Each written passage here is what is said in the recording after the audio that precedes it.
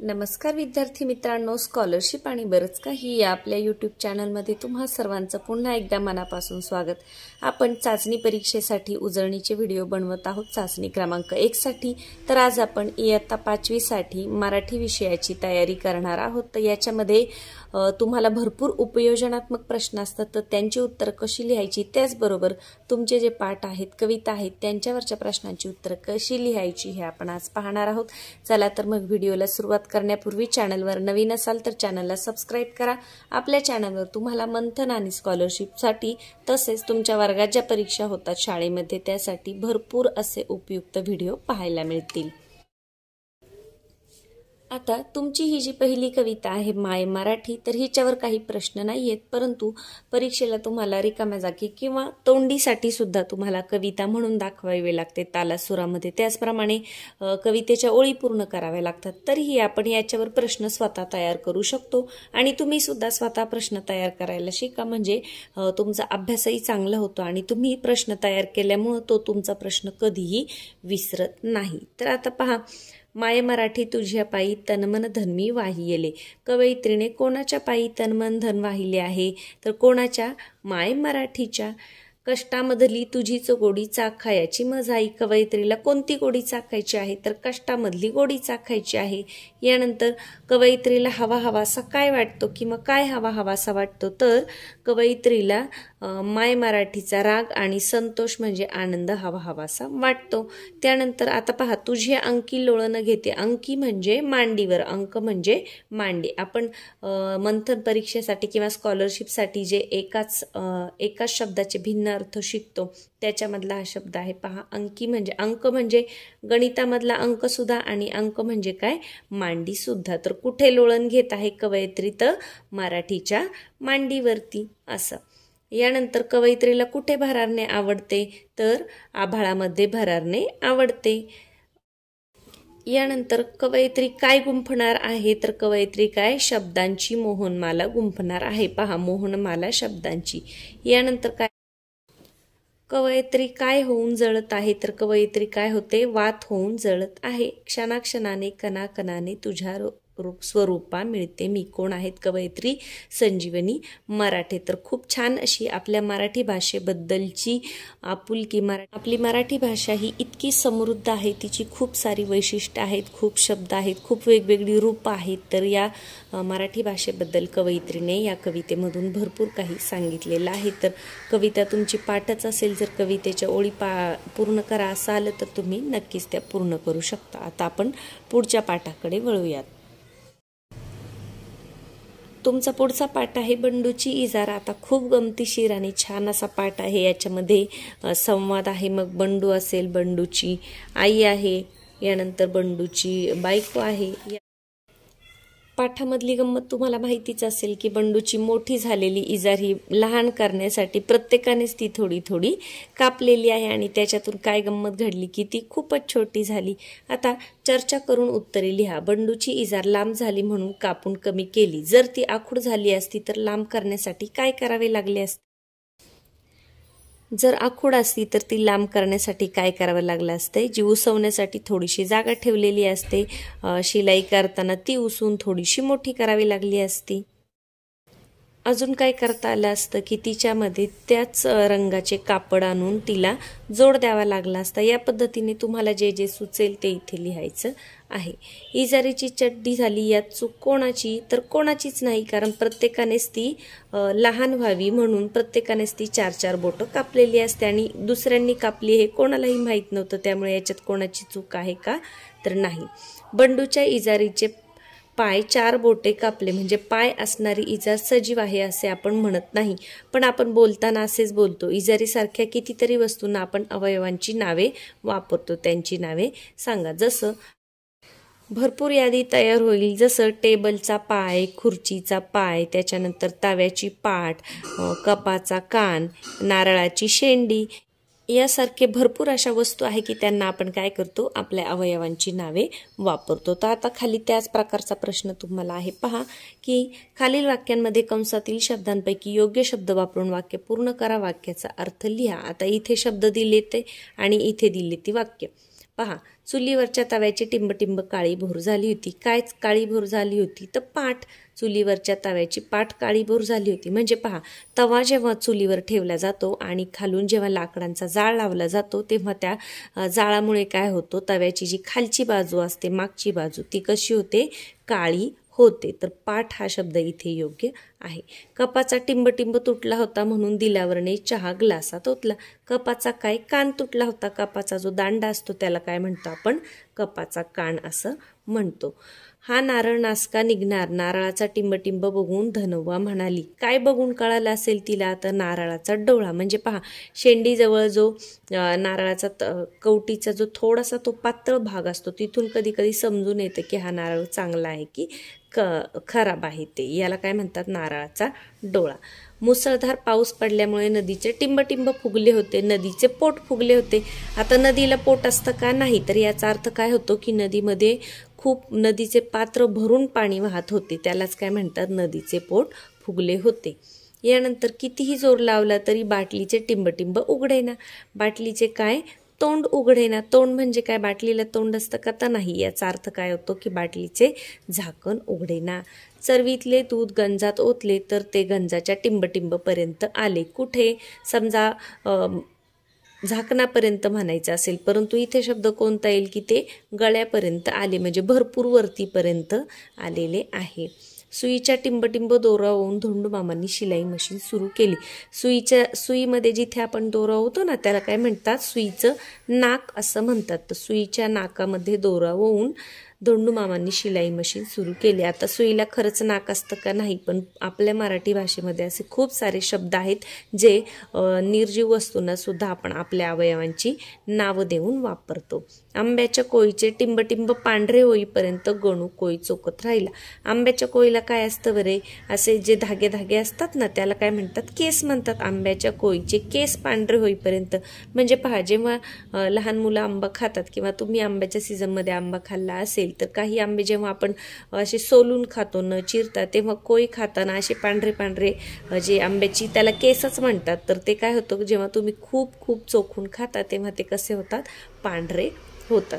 आपले शेकडो टिंबटिंब पसरून उभे असलेले वडाचे झाड वर्षानुवर्ष सगळ्यांना सावली देतात. आपले शेकडो काय बरं पसरून? याच्यातला कोणता शब्द पहा बसेल? तर इथे आपले शेकडो हात पसरून असे म्हणता येईल. आता हात पसरून म्हणजे वडाच्या झाडाला हात असतात का? तर नाही. हात पसरून म्हणजे त्याच्या ज्या फांद्या आहेत त्या वडाच्या झाडाच्या फांद्या पसरून वडाचे झाड वर्षानुवर्ष उभं आहे आणि ते सर्वांना सावली देत आहे. ते इथे फांद्यांना कोणता शब्द वापरायचा आहे? तर हात हा शब्द वापरायचा आहे. खोलीतल्या एकमेव खुर्चीचा टिंबटिंब मोडला होता. मी आत्ताच सांगितलं खुर्चीचं काय म्हणतो आपण? पाय म्हणतो. आता खुर्ची सजीव आहे का? नाही. परंतु आपण बोलताना असे शब्द वापरतो की खोलीतल्या एकमेव खुर्चीचा पाय मोडला होता म्हणून मी जमिनीवर बसलो. भिंतीलाही कान असतात ही म्हण आपण वापरतो. भिंतीला कपांप्रमाणे कान असतात. भिंतीला कान असतात हे कोणत्या अर्थाने वापरले आहे? आता भिंतीला कान असतात म्हणजे काय? पहा, एखादी जर गोष्ट आपल्याला कोणाला सांगायची नसेल किंवा उघडपणे सर्वांना सांगायची नसेल तर आपण ती हळूच कुजबुजून बोलतो किंवा आपण काय सांगतो की अगदी हळू बोला किंवा बोलू नका. भिंतीलाही कान असतात म्हणजे आपण बोलताना कोणीही ऐकू शकतं, कुणाच्याही ते कानावर पडू शकतं. या अर्थाने काय म्हणतात की भिंतीलाही कान असतात. त्याचप्रमाणे त्याच्या पैशाला पाय फुटले म्हणजे काय? पैशाला पाय येतात का? नाही. तर त्याच्याकडे खूप पैसे आले त्यामुळे तो सगळीकडे खर्च करत आहे असा सुद्धा त्याचा अर्थ होऊ शकतो. आता पुढे आहे 3 नंबरची ती कविता वल्हवार वल्हवा. खूप छान अशी ही कविता आहे, कवी वसंत बापट यांची. तर कविता तुमची पाठ असेल कारण ही कविता म्हणायला सुद्धा तितकीच मजा येते. त्याच्यावर सुद्धा प्रश्न नाहीत. तर पहा, इथे कोणता प्रश्न तयार होईल? नौका कशावर चालते? तर नौका जलावर चालते. सगळा भार कोणावर आहे? तर सगळा भार मुलांवर आहे. यानंतर कोण वादळ रोखील? मग कोण? लहान वीर हे वादळ रोखतील. लहान वीर म्हणजे कोण? लहान मुले.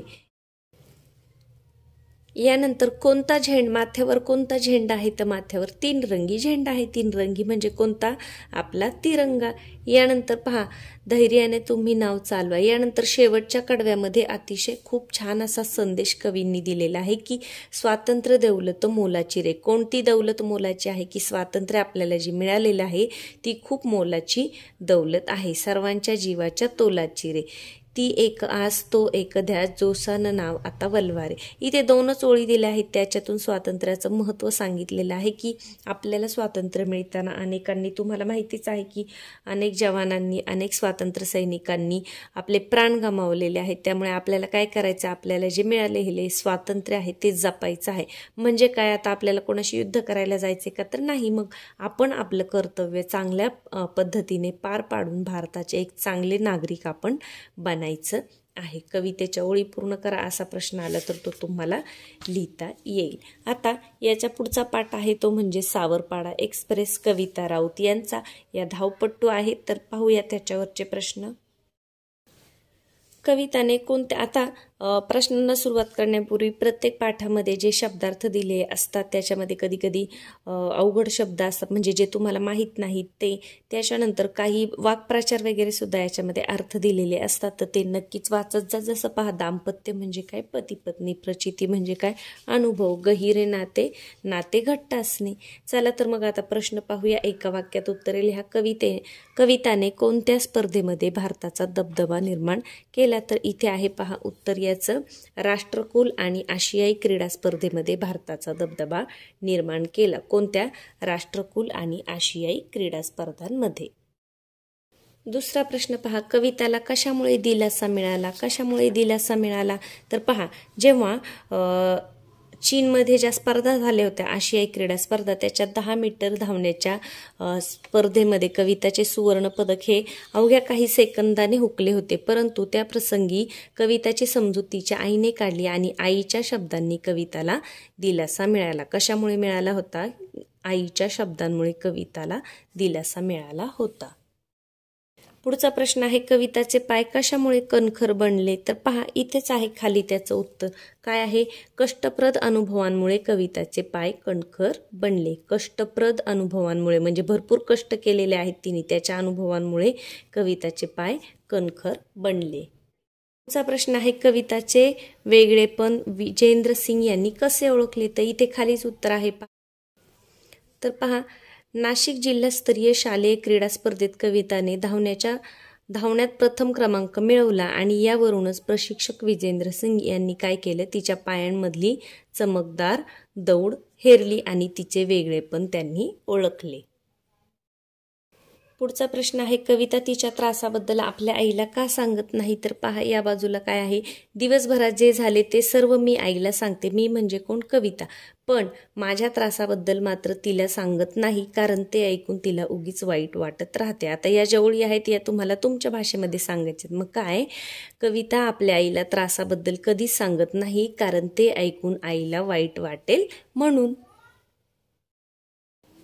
पुढचा प्रश्न आहे, कविता कोणत्या धावपट्टूला आदर्श मानते? तर कोणाला? सर्वांनाच माहीत आहे, पी.टी. उषा यांना ती आदर्श मानते. कोणत्याही खेळाडूसाठी कोणती गोष्ट महत्त्वाची असते?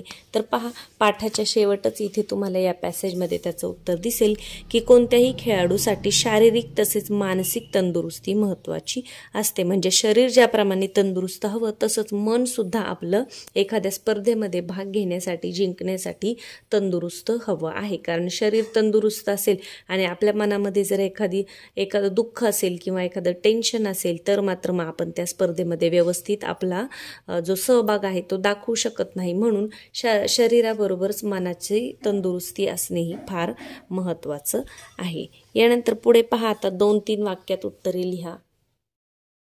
कविता राऊतला सावरपाडा एक्सप्रेस का म्हणतात? कारण ती सावरपाड्याची होती. पहा, इथे तुम्हाला दिसेल पान नंबर 8 वर आहे त्याचं उत्तर. राष्ट्रकुल क्रीडा स्पर्धेत कांस्य आणि आशियाई क्रीडा स्पर्धेत रौप्य व कांस्य अशी पदके कविताने पटकावली. लागोपाठच्या या दोन्ही स्पर्धांमध्ये भारताचे नाव उंच तिने केलेले आहे, म्हणूनच तिला सावरपाडा एक्सप्रेस असं म्हटलं जातं. पुढचा दुसरा प्रश्न पहा, कविता विजेंद्र सिंग यांच्या घरी का राहू लागली? कारण पहा, जेव्हा तिला रौप्य पदक मिळालं त्यानंतर काय झालं की नाशिकमध्ये सराव आणि हर्सुल येथे शिक्षण अशी कसरत तिला करावी लागत होती आणि तिची ओढाताण होत होती. ते पाहून विजेंद्र सिंग यांनी 11वीसाठी तिला भोसरा मिलिटरी कॉलेजमध्ये प्रवेश मिळवून दिला आणि ती कुठे राहणार हा प्रश्न तिच्या आईवडिलांना पडलेला होता. म्हणून मग विजेंद्र सिंग यांनी सांगितलं की ती आमच्याचकडे राहील. जसं त्यांना एक मुलगा आणि एक मुलगी होती तर आमची दुसरी मुलगी असं म्हणून आम्ही तिचा सांभाळ करू असंही त्यांनी सांगितलं होतं. पुढे पहा, हर्सुल सावरपाडा परिसराला कविताचा अभिमान का वाटतो. आता पहा, कविताच्या यशामुळे हर्सुल सावरपाडा या भागाला एक नवी ओळख मिळाली. आज केवळ राऊत कुटुंबालाच कविताचा अभिमान वाटतो असे नाही तर संपूर्ण हर्सुल परिसराची हीच भावना आहे. म्हणजे संपूर्ण परिसराला तिच्या यशाचा अभिमान वाटतो. पुढचा प्रश्न पहा, आपली लेक खूप मोठी झाली आहे असे सुमित्राबाईंना का वाटते. पहा, का वाटते बरं त्यांना आपली लेक खूप मोठी झाली आहे. पान नंबर 9 वर आहे त्याचं उत्तर. पहा, इथे खुणा केलेल्या आहेत. कविताचे कौतुक करण्यासाठी गावोगावचे लोक हजारोंच्या संख्येने उपस्थित झाले होते. लेकीभोवती निर्माण झालेले हे वलय, तिला सत्कारासाठी घेऊन जाण्यास आलेल्या आलिशान गाड्या, पत्रकारांचा गाराडा यामुळे आपली लेक मोठी झाली असं समाधान तिच्या आईच्या डोळ्यांमध्ये सहज वाचता येत होतं. पुढचा प्रश्न आहे, कविताचे आईवडील कविताच्या यशाचे श्रेय विजेंद्र सिंग यांना का देतात. आपण मगाशीच पाहिलं होतं की विजेंद्र सिंग हे जे प्रशिक्षक आहेत त्यांनी काय केलं होतं की कविताची ही जी धावण्याची आवड आहे, तिचे जे कष्ट आहेत ते ओळखले होते. त्यांनी तिला बूट घेऊन तिच्याकडून धावण्याचा सराव करून घेतला होता, बूट घालून. यानंतर तिचा सराव व्यवस्थित व्हावा त्यासाठी त्यांनी भोसला मिलिटरी कॉलेजमध्ये प्रवेश मिळवून दिला होता आणि तिचा राहण्याचा प्रश्न सुद्धा त्यांनी सोडवला होता. 5 वर्षे ती त्यांच्या घरी राहिलेली होती. त्यामुळे कविताचे आईवडील तिच्या यशाचं जे श्रेय आहे ते विजेंद्र सिंग यांना देतात. आता पहा, कविताकडून तुम्ही कोणती प्रेरणा घ्याल याचं उत्तर प्रत्येक विद्यार्थ्याचं वेगळं येईल. तुम्हाला काय प्रेरणा मिळते. आता ती जशी धावण्यामध्ये तिला आवड होती आणि तिने त्याच्यामध्येच कष्ट घेतले आणि यशस्वी सुद्धा झाली, त्याच पद्धतीने तुम्हाला ज्या क्षेत्रामध्ये आवड आहे त्या क्षेत्रामध्ये जर यशस्वी व्हायचं असेल तर खूप खडतळ म्हणजे खूप अडचणी जरी असल्या तरीही त्यांच्यावर मात करून आपण आपला सराव चालू ठेवला पाहिजे आणि यशापर्यंत पोचलं पाहिजे असं सुद्धा तुम्ही लिहू शकता. आता हे पुढे पहा, खालील शब्दसमूहांचा वाक्यात उपयोग करायचा आहे. दिलासा मिळणे म्हणजे काय. धीर मिळणे.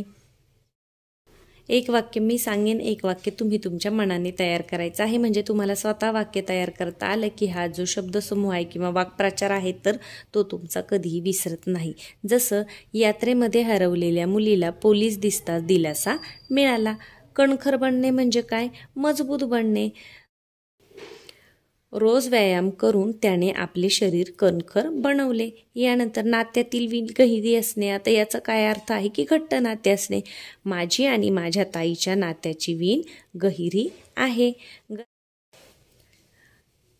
गराडा पडणे म्हणजे गर्दी जमा होणे. आमच्या शाळेमध्ये सचिन तेंडुलकर येताच मुलांनी त्याच्या भोवती गराडा घातला. आपण वाक्य लिहू शकतो मनाने काही. ओढाताण होणे, एखाद्या गोष्टीमध्ये थोडेसे कष्ट होणे. मग काय, नवीन लग्न झाल्यामुळे ताईची ऑफिस आणि घर अशी ओढाताण होत होती. वणवण सहन करणे, त्रास सहन करणे. दुर्गम भागातील लोकांना पाण्यासाठी वणवण सहन करावी लागते.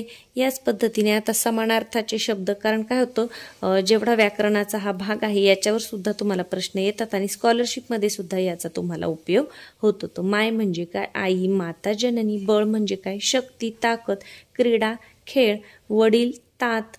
गहिरे म्हणजे घट्ट. यानंतर लेक म्हणजे काय. मुलगी.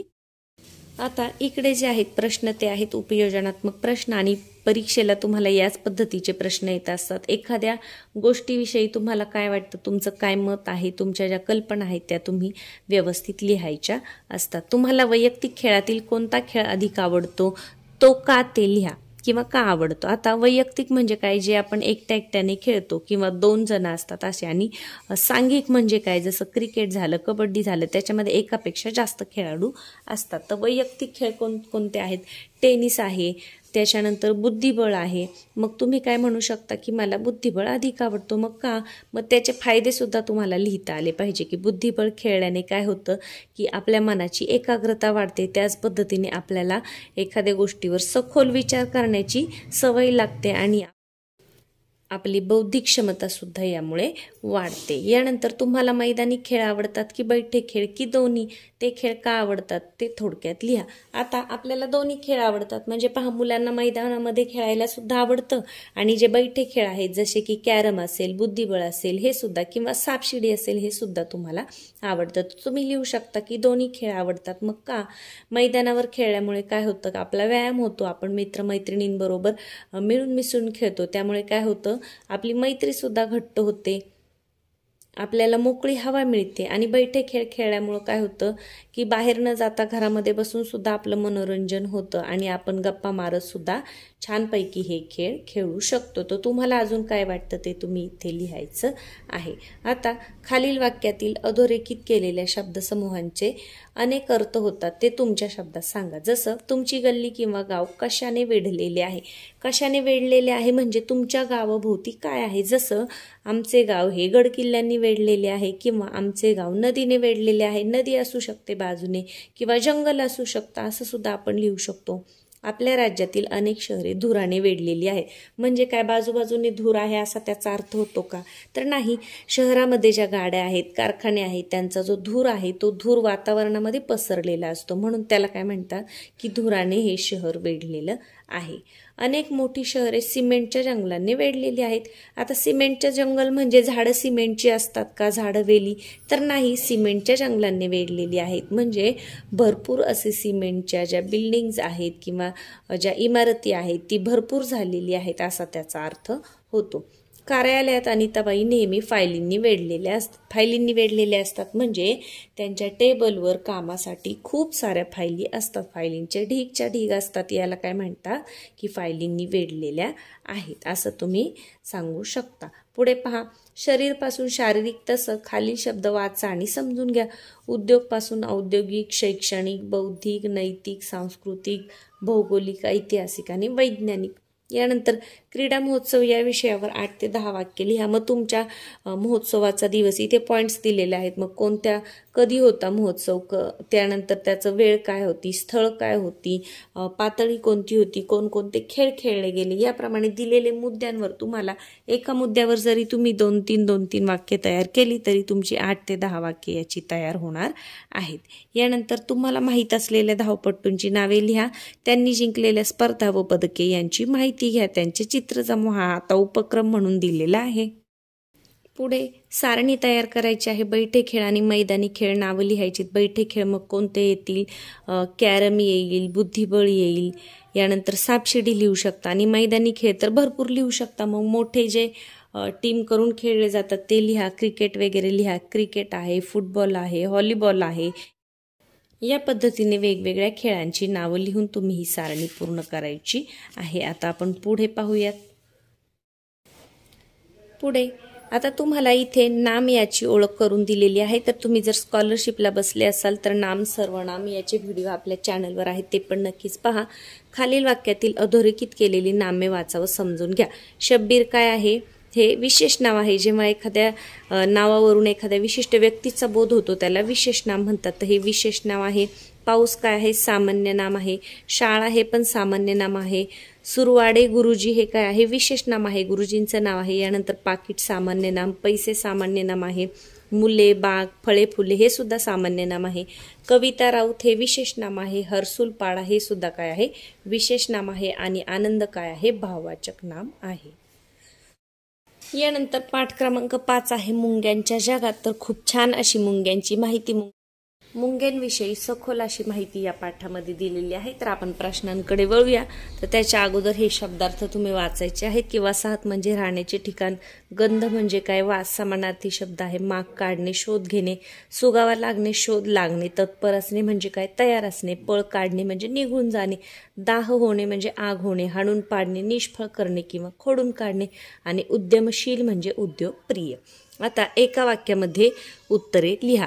कीटकांमध्ये मुंगीचे नाव सर्वप्रथम का घेतले जाते, तर पहा कुठे आहे, इथे दुसऱ्या पॅसेजमध्ये कीटक वर्गामध्ये सर्वात जास्त उद्योगी, कष्टाळू व शिस्तप्रिय व हुशार म्हणून मुंग्यांचे नाव सर्वप्रथम घेतले जाते. आपण पाहतो मुंग्या या नेहमी कामामध्ये असतात. त्या कशा आहेत? कष्टाळू आहेत, शिस्तप्रिय आहेत. शिस्तप्रिय म्हणजे एका रांगेमध्ये बरोबर चालतात. मुंग्या हुशार सुद्धा असतात. एखाद्या मोठ्या प्राण्याने जर हल्ला केला किंवा एखाद्या मोठी शिकार जर करायची असेल तर त्या मिळून मिसळून करतात. आणि खूप मोठं स्वतःच्या वजनापेक्षा सुद्धा जास्त असं खाण्याची वस्तू असेल किंवा एखादा किडा असेल तो सुद्धा त्या वाहून त्यांच्या वारुळापर्यंत नेत असतात. म्हणजे हे सर्व गुण मुंगीमध्ये असल्यामुळे कीटकांमध्ये काय की मुंगीचे नाव हे सर्वप्रथम घेतले जाते. दुसरा प्रश्न आहे मुंग्या गंधकण केव्हा सोडतात? तर केव्हा सोडतात? आता मुंग्यांना काही दिसत नाही, मग त्या गंधकण केव्हा सोडतात की त्यांना संवाद करण्यासाठी एक विशिष्ट सोय आहे. तर पहा, त्या एकमेकांशी संवाद करण्यासाठी काय करतात? त्या वेगवेगळ्या कारणांसाठी वेगवेगळ्या रासायनिक गंधकणांचा उपयोग करतात. म्हणजे अन्नकण सापडला तर वेगळा गंधकण, यानंतर एखादं संकट आलं तर त्यासाठी सुद्धा ते वेगळ्या गंधकणांचा उपयोग करतात. पुढचा प्रश्न आहे मुंग्या नेहमी कशासाठी तत्पर असतात? तर पहा, इथेच वरतीच त्याचं उत्तर आहे. कशासाठी? मुंग्या स्वतःच्या किंवा वसाहतीच्या संरक्षणासाठी तत्पर असतात. स्वतःचे आणि वसाहतीचे संरक्षण करण्यासाठी मुंग्या नेहमी तत्पर असतात. तत्पर असणे म्हणजे काय? तयार असणे. मुंग्या स्वतःचे व वसाहतीचे संरक्षण कसे करतात? त्याच्या खालीच आहे पहा काय. मुंग्या स्वतःच्या किंवा वसाहतीच्या संरक्षणासाठी काही मुंग्या कडकडून चावा घेतात, काही मुंग्या विषारी दंश करतात, तर काही काय करतात? विशिष्ट आम्लाचा फवारा शत्रूवर सोडतात. पुढे माग काढणे. आता काय आहे? तुम्हाला वाक्यात उपयोग करायचा. माग काढणे म्हणजे काय? शोध घेणे. मग काय? शेतामध्ये लपलेल्या चोराचा पोलिसांनी बरोबर माग काढला. आता जसं मी एक वाक्य बनवले तसं तुम्ही सुद्धा तुमच्या मनाने वाक्य तयार करा. सावध करणे म्हणजे काय? एखाद्याला सजग करणे, सावध करणे. मग काय? समुद्रामध्ये येणाऱ्या वादळाविषयी हवामान खात्याने मच्छीमारांना सावध केले. यानंतर फवारा सोडणे म्हणजे काय? एखाद्या पाण्याचा वगैरे जसा आपण फवारा सोडतो तसं. मग याचं वाक्य कसं होईल की मच्छरांचा बंदोबस्त करण्यासाठी नगरपालिकेतर्फे धुराचे फवारे सोडले जातात. तत्पर असणे म्हणजे काय? तयार असणे. स्कॉलरशिपचा पेपर देण्यासाठी सर्व विद्यार्थी तत्पर होते म्हणजे काय? तयार होते. पळ काढणे म्हणजे काय? पळून जाणे. आपल्यामुळे भांडणे अजूनच वाढता येते हे लक्षात आल्यावर मी तिथून पळ काढला, असं सुद्धा तुम्ही लिहू शकता. दाह होणे म्हणजे आग होणे. डोळ्याला मिरचीचा हात लागताच डोळ्याचा दाह होतो. हाणून पाडणे म्हणजे काय? निष्फळ करणे. एखाद्याचा जो डाव असेल तो हाणून पाडणे म्हणजे तो यशस्वी होऊ न देणे. मग काय? चोरी करण्याचा चोरांचा डाव गावकऱ्यांनी हाणून पाडला. आता मी एक वाक्य केले, तुम्ही सुद्धा एक एक वाक्य तयार करा. यानंतर तुमच्या शब्दात उत्तरे लिहा. माणसांना दंश करणारे मुंग्यांप्रमाणे दुसरे कीटक कोणते? त्यांचा दंशाचा माणसावर काय परिणाम होतो? आता दंश म्हटलं की आपल्याला सर्वात अगोदर काय आठवतं? साप. तर पहा, माणसांना दंश करणारे मुंग्यांप्रमाणे कोणता आहे? साप आहे. मग साप चावला तर काय होतो? विषारी साप चावला तर योग्य इलाज न झाल्यावर मृत्यू सुद्धा होऊ शकतो. बिनविषारी साप चावला तर मग काही मृत्यू होत नाही, परंतु थोडासा त्रास होतो. यानंतर अजून कोण दंश करतं? सापानंतर दुसरं आपल्याला काय आठवतं? विंचू. विंचूचा दंश हा फार म्हणजे वेदनादायक असतो. विंचू पण काय करतो? दंश करतो जर आपला त्याला धक्का वगैरे लागला तर. आणि मग त्यामुळे काय होतं? खूप तीव्र अशा वेदना ज्याला विंचू चावलेला आहे त्याला होत राहतात. यानंतर अजून काय? मधमाशी. मधमाशी सुद्धा जर मधमाशीच्या पोळ्याला जर आपला धक्का लागला किंवा धुरामुळे वगैरे जर ते उठलं तर मधमाशी सुद्धा दंश करते, ते सुद्धा खूप वेदनादायक असतं. मग मधमाशांमध्ये सुद्धा प्रकार असतात जे आगीमोहाच्या ज्या मधमाशा आहेत त्या चावल्या तर खूपच जास्त त्रास होतो. गांधील माशी सुद्धा लिहू शकता तुम्ही. गांधील माशी सुद्धा चावली तर खूप सारी आग होते आणि ज्या जागेवर चावली किंवा दंश केलाय त्याच्यावर सूज सुद्धा येते, तो भाग लाल पडतो. या पद्धतीने दंश करणारे जे हे प्राणी आहे किंवा जे दुसरे कीटक आहेत त्यांची माहिती तुम्ही लिहायची आहे. पुढचा प्रश्न पहा. अन्नसाखळी म्हणजे काय? शिक्षकांकडून माहिती मिळवावं, तुमच्या शब्दात लिहा.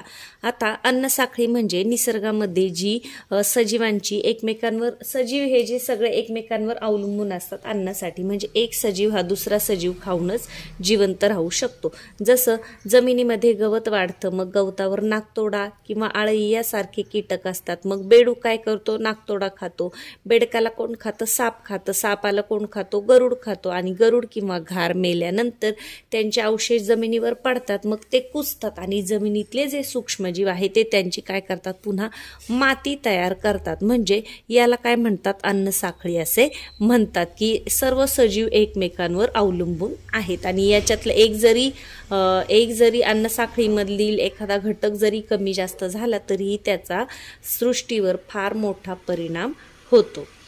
त्यानंतर मुंग्यांप्रमाणे अन्नसाठा करणारे आणि अन्नसाठा न करणारे कीटक व प्राणी यांची नावे लिहा. ग्रंथालयात जाऊन पुस्तकातून माहिती मिळवा. म्हणजे इथे तुम्हाला वाचनाची सुद्धा प्रेरणा दिलेली आहे की तुम्ही स्वतः पुस्तकं शोधायची आहेत, त्याच्यातून ही माहिती मिळवायची.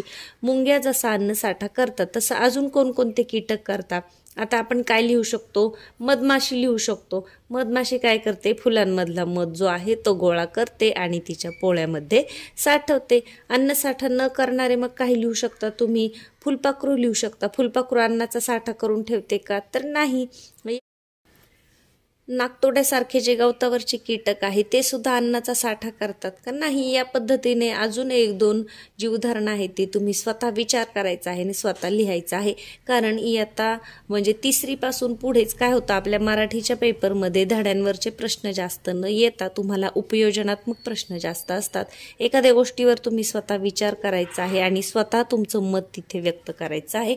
याच्यासाठी तुमचं थोडंसं वाचन असणं किंवा वेगवेगळे प्राण्यांविषयी किंवा वेगवेगळ्या घटकांविषयी तुम्ही माहिती मिळवणं, वाचणं, ऐकणं फार महत्त्वाचं आहे. मग तुम्हाला हे प्रश्न छान लिहिता येतात.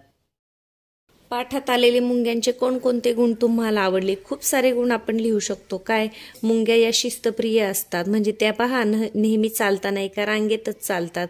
यानंतर खूप कष्ट करतात, त्या कधीही थांबत नाही. मुंगी झोपलेली तुम्ही कधी पाहिले का, नाही. मुंगीची भांडणं सुद्धा आपल्याला क्वचितच पाहायला मिळतात. तसेच मुंग्या खूप हुशार सुद्धा असतात. म्हणजे एखादं जर संकट आलं किंवा एखादी मोठी शिकार त्यांना करायची असेल तर सगळ्या मिळून त्या वेगवेगळ्या, आपण पाहिलं की काही दंश करतात, काही काय करतात, आमलाचा फवारा करतात, काही कडकडून चावा घेतात. म्हणजे सगळ्या मिळून ते कामं करतात. असे त्यांची एकजूट सुद्धा आपल्याला त्यातून समजून येते. मुंग्यांवरील कविता शोधा व वर्गात म्हणून दाखवा. यानंतर पुढचा प्रश्न आहे, मुंगी शब्दाची वेगवेगळी रूपे पाठात आली आहेत. म्हणजे तुम्हाला व्याकरणमध्ये एक प्रकार असतो, त्याला सामान्य नाम असं म्हणतात. तर मुख्य शब्द काय आहे, मुंगी. मग मुंग्यांची वेगवेगळी, मुंगी या शब्दाची वेगवेगळी रूपं म्हणजे इथं पहा, मुंग्यांच्या. त्यानंतर काय आहे, मुंगी हा एक आहे. यानंतर मुंग्या हा एक आहे. यानंतर मुंग्यांना, मुंग्यांसाठी, मुंगीला, अशी जी मुंगी या शब्दाची जी ही वेगवेगळी रूप आहेत ती तुम्हाला लिहायची आहेत. म्हणजे वेगवेगळे जे शब्द आहे मुंगीविषयी ते मुंग्यांना इथे आलेला आहे पहा, इथे आहे मुंगीला. या पद्धतीने तुम्ही पूर्ण पाठामधले शब्द शोधायचे आहेत. पुढे पहा, इथं जो तुम्हाला उपक्रम दिला आहे, वेगवेगळे प्राणी पक्षी वेगवेगळ्या कारणांसाठी एकमेकांशी संवाद साधतात. संवाद साधण्यासाठी ते काय काय करतात याचे निरीक्षण तुम्ही करायचं आहे. जसं पहा, कावळा असेल, जर एखादी खाण्याची वस्तू एखाद्या कावळ्याला मिळाली तर कावळे कधी एकटे गुपचूप गुपचूप असे खात नाहीत, तर ते खूप वेगवेगळा आवाज करून जास्त कावळे तिथे गोळा होतात. त्याचप्रमाणे गरुड, गिधाड यांचं सुद्धा तुम्ही सांगू शकता. अजून काय सांगू शकता, एखादा कावळा जर मेला तर बाकीचे कावळे खूप त्याच्या भोवती जमा होतात आणि वेगळ्या प्रकारे ते ओरडत असतात. यानंतर एखादा आपल्या गावामध्ये, गल्लीमध्ये जर दुसरीकडून एखादा जर कुत्रा आला तर गल्लीमधली जी कुत्रे असतात ती काय करतात, त्याच्या मागे भुंकतात. असे सगळे मिळून वेगवेगळे आवाज काढून एकमेकांना इशारे देत असतात किंवा संवाद साधतात. याच पद्धतीने तुम्ही जर टीव्हीवर पाहिलं असेल तर पहा, जंगलामध्ये जर वाघ वगैरे आला तर हरिण, सांबर हे जे आहेत ते वेगळ्या प्रकारचा आवाज काढतात. माकडे आणि काही पक्षी सुद्धा वेगळ्या प्रकारचा आवाज काढतात आणि दुसऱ्या प्राण्यांना काय करतात, सावध करत असतात. म्हणजे थोडक्यात ते त्यांच्या आवाजातून काय करतात तर संवाद साधत असतात. यानंतर 5 कीटकांची चित्रे मिळवा, ती वहीमध्ये चिकटवा. आता हा उपक्रम आहे तुमचा. माणसे एकमेकांना संदेश पाठवण्यासाठी कोणकोणती माध्यमे वापरतात ते सांगा गटागटामध्ये. आता आपल्याला तर मोबाईलमुळे सगळंच माहिती आहे. संदेश पाठवण्यासाठी पूर्वी काय असायचं, पत्र असायची. त्याच्याही खूप अगोदर प्रत्यक्ष एखादी व्यक्ती जाऊन तो निरोप पोहोचवत असे. त्यानंतर मग पत्र आली, मग त्याच्यानंतर टीव्ही आले, मोबाईल आले. असं एकमेकांना आपण संदेश पाठवत असतो. आता पहा, खालील वाक्यातील नामे ओळखा व सांगा. बंडूची इजार. बंडू काय आहे? बंडू विशेष नाम आहे. इजार सामान्य नाम आहे. बोटे काय आहे? सामान्य नाम आहे. 4 संख्यावाचक नाम आहे. आई सामान्य नाम, इजार सामान्य नाम. यानंतर कोनाडा हे सुद्धा नाम आहे. माणूस हे सामान्य नाम आहे. मुंग्या सामान्य नाम आहे. त्यानंतर कविता काय आहे? विशेष नाम आहे. भारत विशेष नाम आहे. अव्वल काय आहे? भाववाचक नाम आहे. धावपट्टू काय आहे? सामान्य नाम आहे. आता खालील वाक्यातील रिकाम्या जागी योग्य नामे घाला. टिंब माधवला म्हणाली. काही सुद्धा लिहू शकता. ताई लिहू शकता. आई लिहू शकता. आंब्याच्या झाडावर टिंब लटकत होत्या. कैऱ्या लिहू शकता. घसरगुंडी खेळायला आम्ही टिंब गेलो. बागेत गेलो. टिंब विषय मला खूप आवडतो. मराठी विषय मला खूप आवडतो. गणित विषय मला खूप आवडतो असं लिहा. राष्ट्रपतींचे भाषण ऐकून मी मंत्रमुग्ध मी नाही येणार. राष्ट्रपतींचे भाषण ऐकून तो मंत्रमुग्ध झाला असं येईल. मी लिहिलं तर मग झालो यायला पाहिजे तिथे. महागाई वाढल्याने टिंब महागल्या. मग काय? महागाई वाढल्याने भाज्या महागल्या. महागाई वाढल्यामुळे किमती महागल्या असं सुद्धा लिहू शकतो. पुढे आहे कविता क्रमांक 6. खूप छान अशी माहेर कविता आहे. कवी आहेत सदाशिव माळी. तर याच्यावरचे प्रश्न आपण पाहूया. एका वाक्यामध्ये उत्तरे लिहा. कवितेत कोणत्या नदीचा उल्लेख आलेला आहे? तर कोणत्या? तापी काठीची चिकण माती म्हणजे तापी नदीचा उल्लेख आलेला आहे. या नदीकाठच्या मातीचा प्रकार कोणता आहे? तर चिकण माती आहे. चिकण माती म्हणजे काय? चिकटपणा असलेली माती. कवितेतील स्त्री सोजीचे लाडू कशात बांधणार आहे? तर कशात बांधणार आहे पहा. तर सोजीचे लाडू कशामध्ये बांधायचे आहेत? तर शेलाच्या पदरामध्ये बांधायचे आहेत किंवा बांधणार आहे. कवितेतील स्त्री सोजीचे लाडू घेऊन कुठे जाणार आहे? तर ती कुठे जाणार आहे? भावाच्या घरी म्हणजे माहेरी जाणार आहे. काय ते लिहा. ओटा बांधण्यासाठी उपयुक्त माती काय? तापी काठची चिकण माती. लाडू बांधण्यासाठी उपयुक्त पीठ कोणते पीठ आहे? सोजीचे पीठ. यानंतर बहिणीसाठी भाऊ आणणार असलेले वाहन कोणते वाहन आणणार आहे? पहा कवितेमध्ये आहे असा भाऊ चांगला तर दारी रथ आणील ग बाई. रथ कोणते वाहनाचा उल्लेख आलेला आहे? रथ या वाहनाचा. आता पहा चिकण माती बघून कवितेतील माहेरवाशिणीला एकातून एक कल्पना सुचत गेल्या. त्या कल्पना तुमच्या शब्दामध्ये सांगा. म्हणजे कवितेच्या ज्या ओळी असतात त्या थोड्याशा वेगळ्या असतात आणि आपल्याला ते आपण बोलताना कसं बोलू हे तुम्हाला विचारलेलं आहे. तर काय? तापी नदीकाठची जी ही चिकण माती आहे ती पाहून माहेरवाशिणीला एक ओटा बांधावा असा वाटला. मग ओटा इतका छान झाले तर त्याच्यावर जाते मांडावेसे वाटले. जाते मांडल्यानंतर त्याच्यावर सुजी म्हणजे जे गहू असतात, सुजी म्हणजे काय? जे ओलसर गहू दळलेले असतात म्हणजे त्याचा रवा तयार होतो त्याला सुजी म्हणतात. तर ते दळावेसे वाटले. त्याचे लाडू बनवून ते कशात बांधावेसे वाटले? तर शेल्याच्या पदरामध्ये बांधावेसे वाटले. यानंतर ते लाडू घेऊन आपल्या भावाला भेटायला माहेरी जाण्यासाठी तिला वाटले. मग त्या जो रथ आलेला आहे त्याला काय आहे? नंदी जुंपावा असं वाटलं. नंदी म्हणजे काय? तर सजवलेला बैल. आणि मग माहेरला जाऊन काय? धिंगामस्ती करावीशी या जी माहेरवाशीण आहे तिला वाटलेले आहे. पुढचा आहे पाठ क्रमांक 7. तो आहे अरण्य लिपी. तर अरण्यामध्ये ज्या जंगली प्राण्यांच्या जनावरांच्या ज्या पाऊलखुणा उठलेल्या असतात तर त्याच्याविषयी खूप छान अशी माहिती या पाठामध्ये दिलेली आहे. लेखक कोण आहेत? सुरेशचंद्र वारघडे. याच्यावरचे आपण प्रश्नोत्तर पाहूया. तर पहा इथे अर्थ दिलेले आहेत. पाणवठा म्हणजे काय? जंगलातील प्राणी पाणी पिण्यासाठी जिथे एकत्र येतात ते ठिकाण. किंवा सार्वजनिक पाणी पण आपण जिथे भरतो म्हणजे ओढा वगैरे असेल गावाकडे तर त्याला सुद्धा पाणवठा म्हणतात. शिरगंती म्हणजे काय? मोजणे. मोजदात म्हणजेच मोजणे. आता एका वाक्यामध्ये उत्तरे लिहा. अरण्य लिपी म्हणजे काय? तर पहा जंगलामध्ये जंगली प्राण्यांच्या ज्या खाणाखुणा सर्वत्र विखुरलेल्या असतात त्यांनाच काय म्हणतात? अरण्यलिपी म्हणतात. यानंतर दुसरा प्रश्न आहे वाघांची गणती कशावरून केली जाते? तर कशावरून केली जाते पहा.